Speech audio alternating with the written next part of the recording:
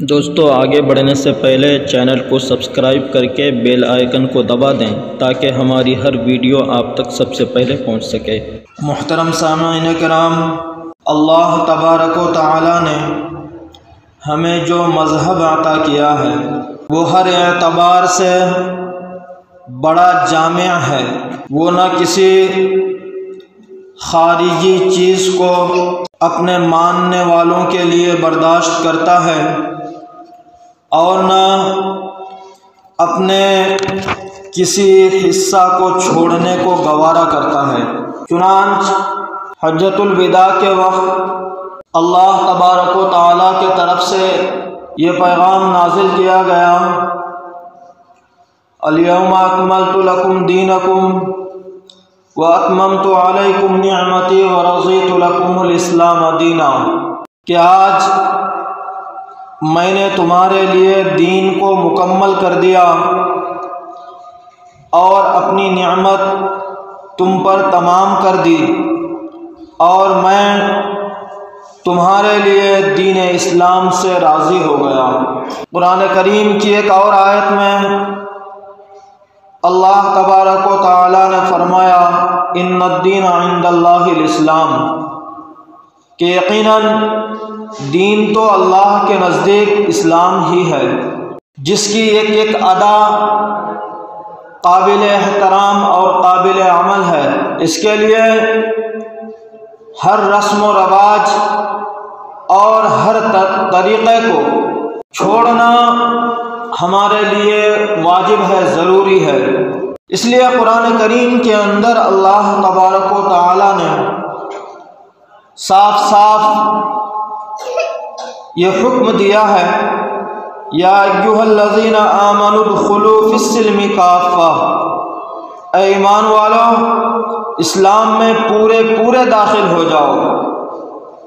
ولا تتبعوا خطوات الشیطان، شیطان کے قدموں کا اتباع نہ کرو، شیطان کے چالوں کی پیروی نہ کرو، انہ لکم عدو مبین، بے شک وہ تمہارا کھلا ہوا دشمن ہے۔ دوستو، آج اسلام کی جو 5 بنیادیں ہیں، جس میں سب سے پہلے نمبر پر ہے کلمہ، ایمان، اس کے تعلق سے ہم کچھ باتیں کریں۔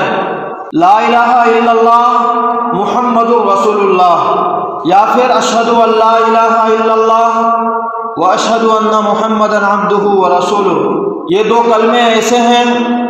ہمارے قوم کے چھوٹے چھوٹے بچوں کو بھی اگر آپ یہ 2 کلمے پوچھیں گے تو آپ کو ترجمے کے ساتھ سنا دیں گے۔ قوم کا تقریباً ہر بچہ، ہر بڑا، ہر بوڑھا، ہر بزرگ، ہر فرد،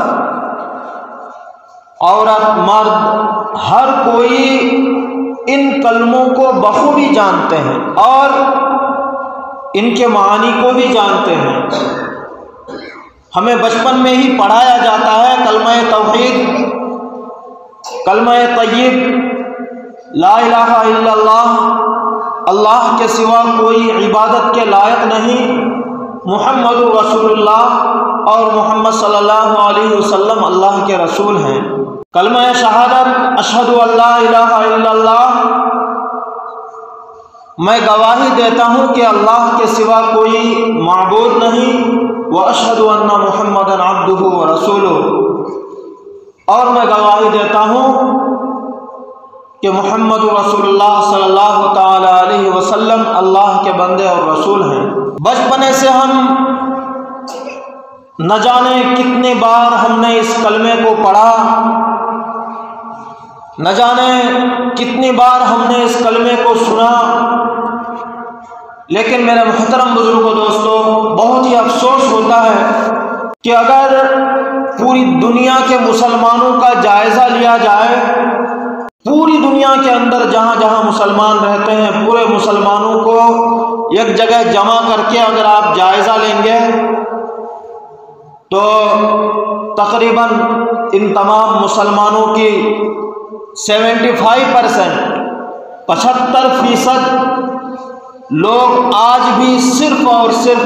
نام کے مسلمان ہیں۔ بحیثیت یہ مسلمان ان کو پتہ ہی نہیں ہے کہ اسلام کیا چیز ہے،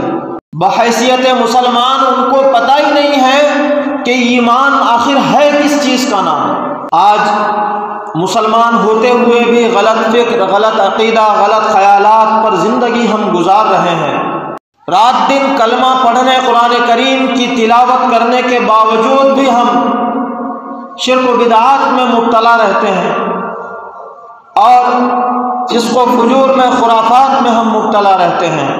تو ان ساری چیزوں کی جو اصل وجہ ہمیں نظر آتی ہے وہ ہے ہمارے ایمان کی کمزوری اور ایمان کی کمی۔ روزمرہ اخبارات کے اندر، نیوز میں، ٹیلی ویژن پر طرح طرح کی خبریں ہم سنتے ہیں مسلمانوں کے تعلق سے۔ کہیں پر مسلمانوں کی کمزوریوں کو اجاگر کیا جاتا ہے، تو کہیں پر مسلمانوں پر طرح طرح کے الزامات عائد کیے جاتے ہیں، تو کہیں پر ہمیں یہ بتایا جاتا ہے کہ ہم کس اسلام پر عمل کریں، کس عقیدے پر ہم اپنی زندگی کو گزاریں۔ تو کبھی ہمیں ہمارے قوم کی برائیوں کو دکھایا جاتا ہے کہ تمہارے قوم کے اندر یہ برائیاں ہیں، کبھی ہمیں یہ بتایا جاتا ہے کہ ہمارے قوم کے کئی لوگ اس مذہب کو چھوڑ کر دیگر مذاہب کو اختیار کر لیتے ہیں، تو کبھی ہمیں یہ دکھایا جاتا ہے، ہمیں یہ بتایا جاتا ہے کہ ہمارے قوم کی لڑکیاں لاکھوں کی تعداد میں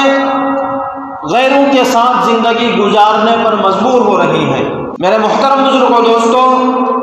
گرچہ کہ یہ ساری باتیں لوگ ہمیں بتا کر آئینہ دکھانے کی کوشش کرتے ہیں، لیکن یہ وہ باتیں ہیں جو حقیقت کے بہت قریب ہیں۔ یہ وہ باتیں ہیں جن میں بہت کچھ سچائیاں بھی نظر آتی ہیں۔ ابھی پچھلے دنوں ہی اخبارات کے اندر ایک سرخی بنی کہ تقریباً کچھ سالوں میں 8 لاکھ مسلم قوم کی لڑکیوں نے غیروں کے ساتھ اپنی زندگی گزارنے کا فیصلہ کیا، اور گاہے بگاہے ایسے نیوز اور ایسی خبریں بھی آتی رہتی ہیں کہ ہمارے قوم کے لڑکے بھی اب اپنے اس مذہب کو چھوڑ کر،